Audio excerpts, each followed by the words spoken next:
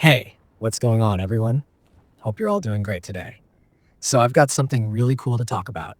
Yep, it's the day one patch for Little Nightmares 3. And trust me, there's more than meets the eye.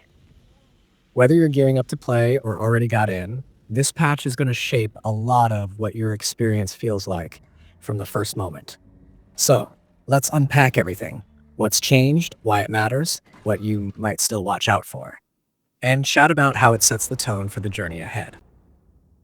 So here's how it all went down.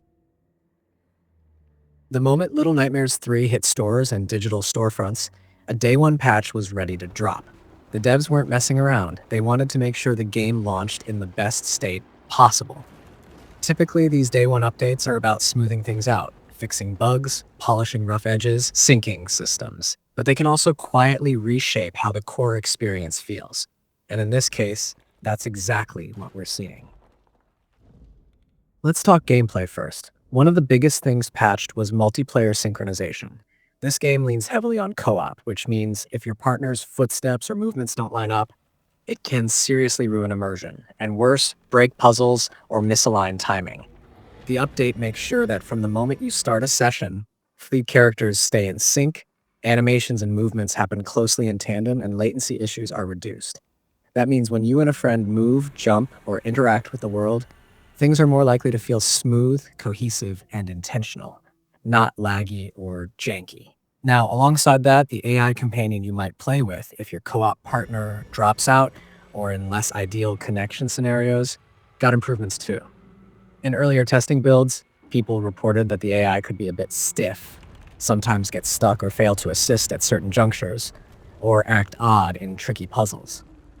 Now the companion is smarter, better at recognizing what needs to happen, more reliable in assisting, smoother in animation transitions, and less likely to make weird mistakes. In short, less frustration when you're playing solo or when net conditions get rough. And speaking of AI, enemy behavior got some tweaks. Because enemies are part of the tension, part of the oh no, what's behind me feeling, every little misstep counts. Before the update, there were reports of enemies occasionally clipping through geometry, losing track of the player, or getting stuck in odd loops. After patching, their pathfinding is more consistent, reactions are steadier, and they're less likely to get glitchy in corners or around obstacles.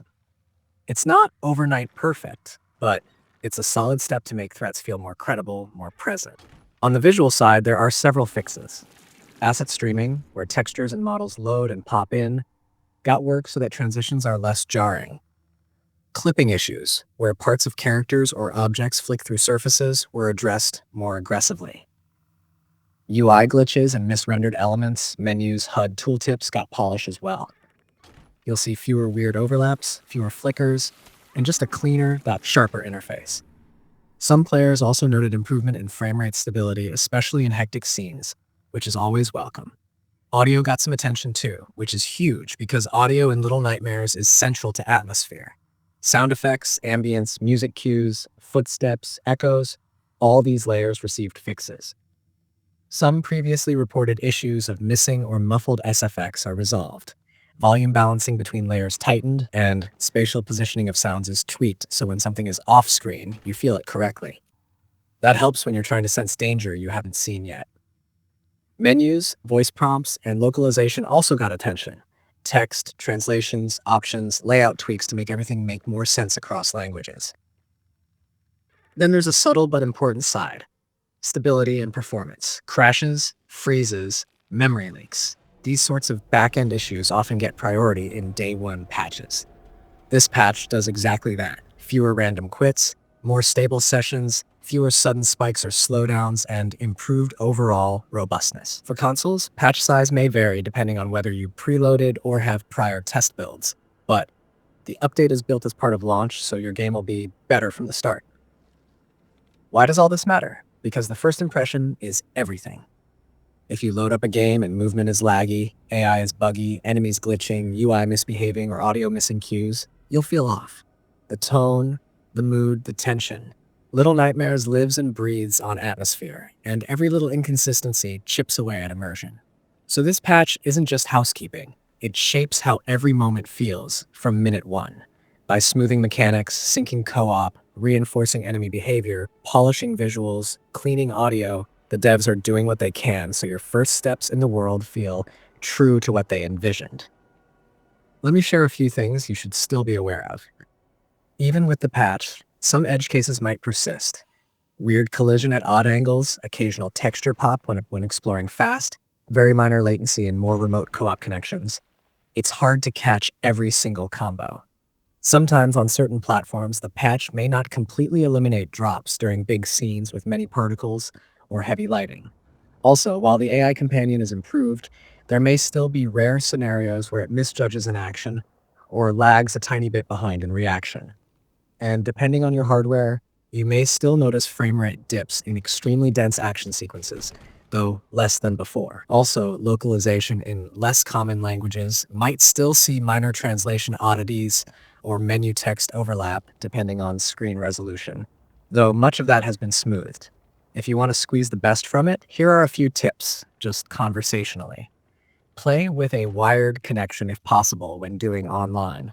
Latency improvements from the patch can only do so much if your link is shaky. Keep your system updated with firmware OS patches too, because often performance gets a knock from interactions between OS plus game. Start sessions fresh after the patch installs. Sometimes weird states from old build carry over until you restart the console PC. Explore small test areas first to gauge how performance feels before pushing into big, heavy zones. And don't hesitate to share bugs or feedback.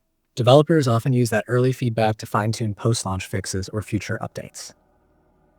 I want you to imagine yourself booting it up after the patch.